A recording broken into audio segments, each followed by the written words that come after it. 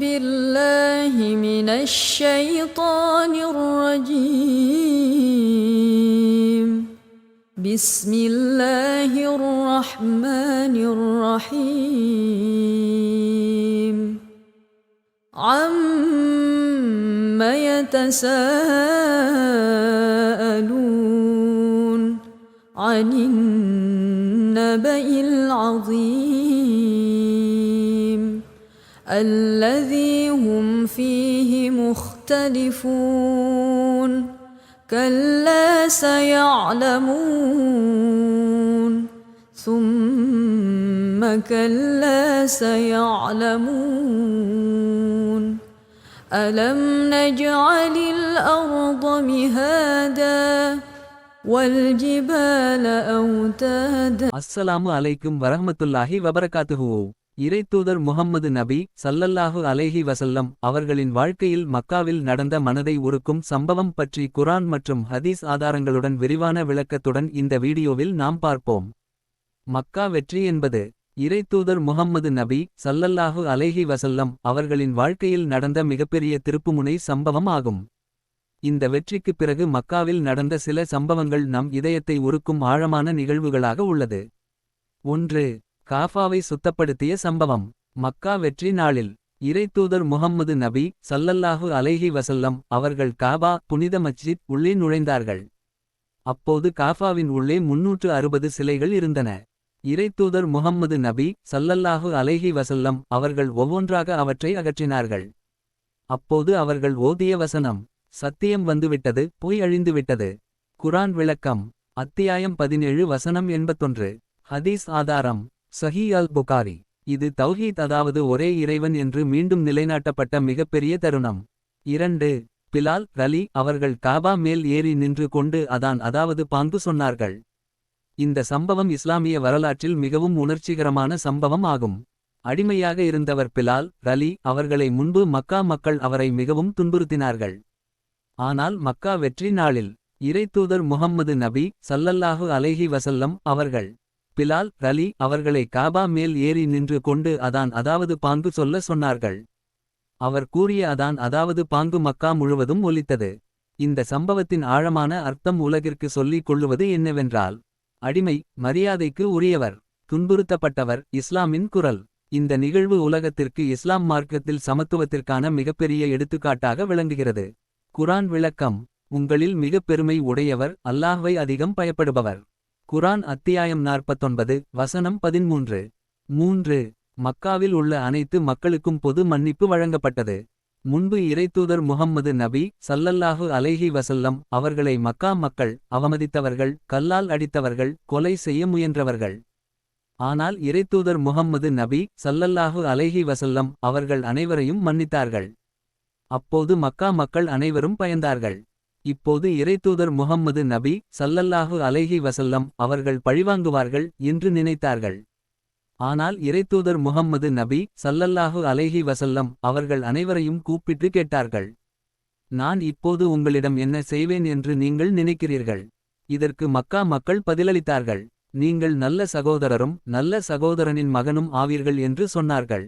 அப்போது இறைத்தூதர் முஹம்மது நபி ஸல்லல்லாஹு அலைஹி வஸல்லம் அவர்கள் கூறினார்கள்: இன்று உங்களுக்கு எந்த குற்றமும் இல்லை, நீங்கள் அனைவரும் சுதந்திரமாக செல்லலாம் என்று கூறினார்கள்.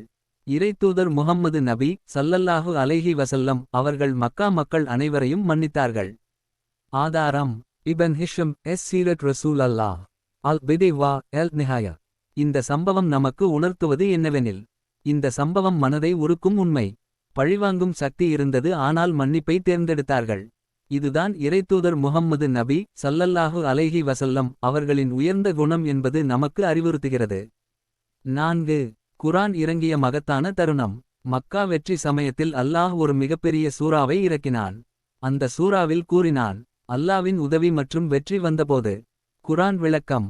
சூரா அன்-நஸ்ர் அத்தியாயம் 110 வசனம் 1. இதன் அர்த்தம்: இஸ்லாம் முழுமை அடைந்தது, மக்கள் பெருமளவில் இஸ்லாமை ஏற்றனர், உலகம் முழுவதும் இஸ்லாம் பரவியது. இறைத்தூதர் முஹம்மது நபி ஸல்லல்லாஹு அலைஹி வஸல்லம் அவர்களின் பணி நிறைவு அடைந்தது. 5. இறைத்தூதர் முஹம்மது நபி ஸல்லல்லாஹு அலைஹி வஸல்லம் அவர்களின் தாழ்மை பண்பு. மக்கா வெற்றி நாளில் எவ்வாறு இருந்தது என்றால், இறைத்தூதர் முஹம்மது நபி ஸல்லல்லாஹு அலைஹி வஸல்லம் அவர்கள் வெற்றி பெற்ற பிறகு பெருமை காட்டவில்லை. இறைத்தூதர் முஹம்மது நபி ஸல்லல்லாஹு அலைஹி வஸல்லம் அவர்கள் தலை குனிந்து காஃபாவுக்குள் நுழைந்தார்கள். இது தான் உண்மையான தலைவரின் குணம். இந்த குணம் உலகத்தில் உள்ள அனைவருக்கும் முன்மாதிரியாக அமைந்துள்ளது. 6. இந்த நிகழ்வு உலகத்திற்கு ஒரு மிகப்பெரிய பாடமாக அமைந்தது. இந்த சம்பவங்கள் உலகத்திற்கு கற்றுக் கொடுப்பது என்னவென்றால்: 1. அதிகாரம் வந்தால் அகம்பாவம் வேண்டாம். 2. பழிவாங்காமல் மன்னிக்க வேண்டும். 3. எல்லோரும் சமம். 4. உண்மை இறுதியில் வெற்றி பெறும். சுருக்கமாக சொன்னால், மக்கா வெற்றிக்கு பிறகு நடந்த முக்கிய சம்பவங்கள்: காபா முழுமையாக சுத்தம் செய்யப்பட்டது. பிலால் ரலி அவர்கள் அதாவது பாங்கு சொல்லியது. மக்கா மக்கள் அனைவருக்கும் பொதுமன்னிப்பு வழங்கப்பட்டது. நபியின் தாழ்மை பண்பு. இவை அனைத்தும் சேர்ந்து இறைத்தூதர் முஹம்மது நபி ஸல்லல்லாஹு அலைஹி வஸல்லம் அவர்களின் கருணை, தாழ்மை, நீதி போன்ற உயர்ந்த பண்புகள் உலகிற்கு எடுத்துக்காட்டுகிறது. இதனால்தான் இறைத்தூதர் முஹம்மது நபி ஸல்லல்லாஹு அலைஹி வஸல்லம் அவர்கள் மனித குலத்திற்கு மிகச் சிறந்த முன்மாதிரியாக இருக்கின்றார்கள்.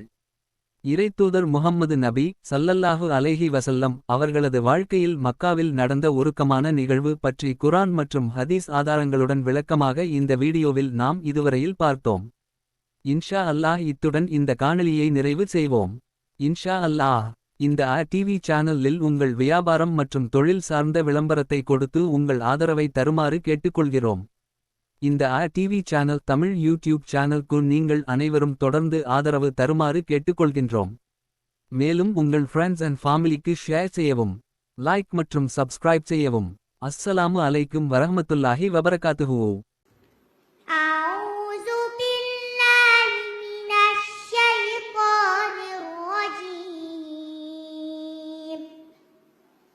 بسم الله الرحمن الرحيم. الرحمن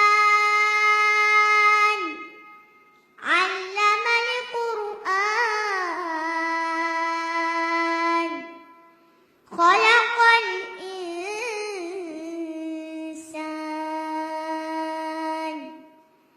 علمه البيان. الشمس والقمر بحسبان والنجم والشجر